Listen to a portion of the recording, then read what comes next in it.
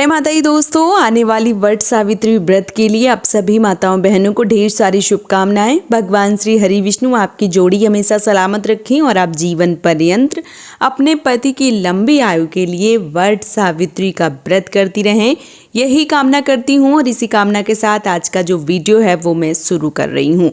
दोस्तों, आज के वीडियो में मैं बात करने वाली हूँ वट सावित्री से जुड़े कुछ महत्वपूर्ण प्रश्न। जैसे बहुत सारी बहनें जो पहली बार इस व्रत को करना चाहती हैं, तो क्या वो इस वर्ष व्रत उठा सकती हैं?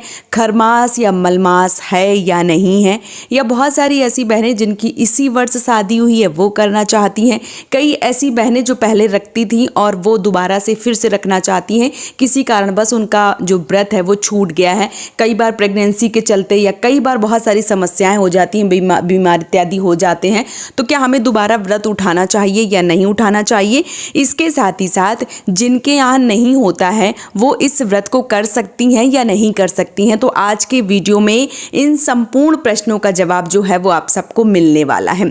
इसके साथ ही साथ जो पूजा है, जब हम वट सावित्री की पूजा करते हैं तो उसके बाद हमें भोजन ग्रहण करना चाहिए या पूरा दिन व्रत करना चाहिए, फलाहारी करना चाहिए, क्या करना चाहिए, कैसे करना चाहिए, संपूर्ण प्रश्नों के जवाब आपको इस वीडियो में मिलेगा। तो वीडियो को बगैर स्किप किए हुए ध्यान से देखिए ताकि आपको सारी चीज़ें जो है वो समझ में आ जाए। वट सावित्री व्रत में हर चीज़ का अपना अपना नियम, अपना अपना महत्व, अपना अपना विधान जो है वो बताया गया है।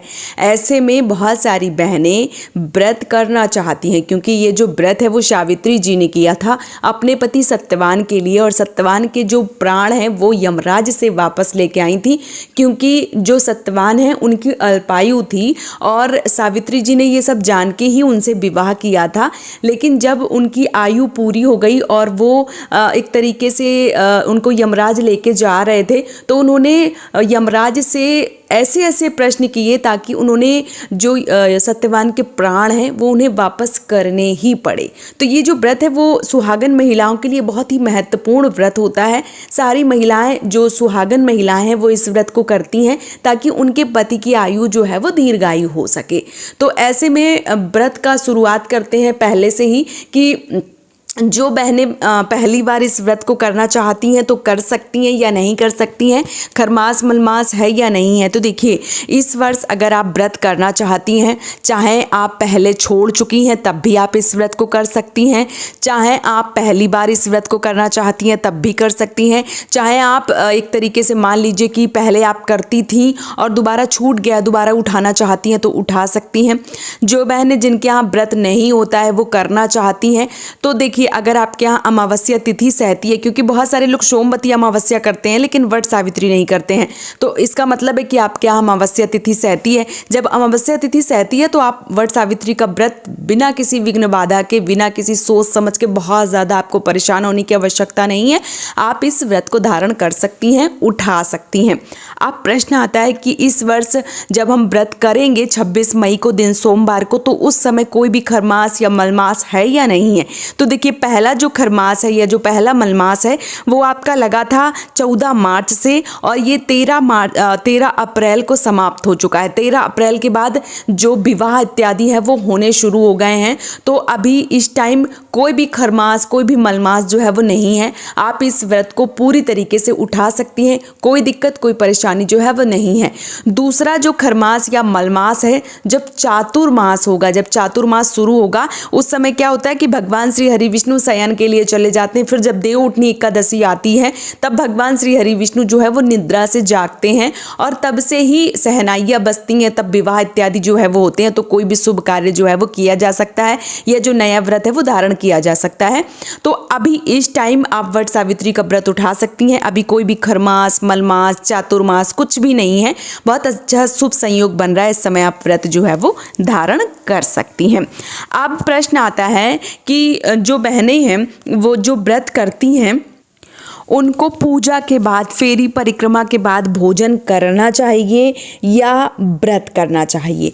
तो देखिए, अमावस्या तिथि में बहुत सारी ऐसी बहनें हैं जो व्रत करती हैं, सोमवती अमावस्या का व्रत करती हैं, या कई बार बहनें अमावस्या तिथि का या पूर्णिमा तिथि का, एकादशी तिथि का व्रत करती हैं। तो जो बहनें अमावस्या तिथि का व्रत करती हैं, चाहे वो सोमवती अमावस्या हो गई या सिर्फ अमावस्या हो गई, वो व्रत करती हैं, तो ऐसी अवस्था में उनको व्रत करने की आवश्यकता होती है, व्रत नहीं छोड़ना होता है, व्रत करना होता है।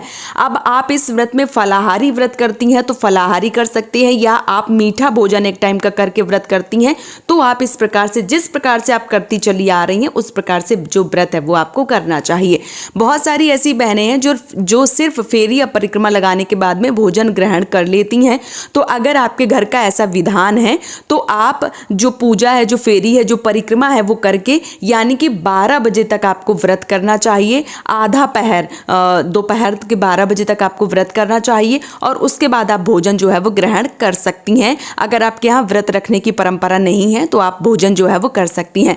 अगर आप भोजन करती हैं तो ध्यान रखें, इस दिन तामसिक भोजन इत्यादि ना करें, लहसुन प्याज वाला जो भी भोजन है वो ना करें, सिंपल सादा भोजन जो है वो आप कर सकती हैं, इसमें किसी भी प्रकार का कोई दिक्कत जो है वो नहीं है। बहुत सारी बहनें जो व्रत करना चाहती हैं तो व्रत कर सकती हैं, जो बरबूले होते हैं या जो वट के फल बनाए जाते हैं, मीठी जो गोली टाइप की बनाई जाती है, या गुलगुले बहुत सारे लोग बोलते हैं, तो आप वो खा सकते हैं, पुए इत्यादि जो बनाए गए हैं वो खा सकते हैं, चने का प्रसाद खा सकते हैं, क्योंकि अन्न जो है वो चढ़ाया जाता है तो अन्न खाया जा सकता है, इसमें कोई दिक्कत जो है वो नहीं है। बहुत सारे लोग जो व्रत करते हैं सब कुछ खा लेते हैं, सिर्फ नमक जो है वो नहीं खाते हैं।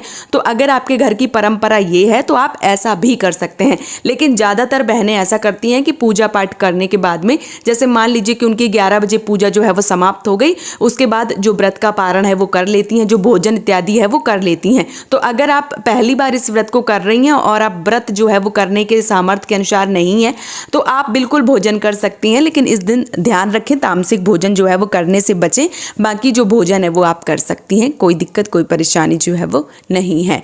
तो उम्मीद करती हूँ कि इन प्रश्नों का जवाब आपको बहुत ही सही ढंग से मिल गया होगा, और आने वाली 26 मई को दिन सोमवार को पूरी विधिवत रूप से आप व्रत करेंगी, पूजा करेंगी और अपने पति की आयु की, दीर्घायु की कामना जो है वो ज़रूर करेंगी।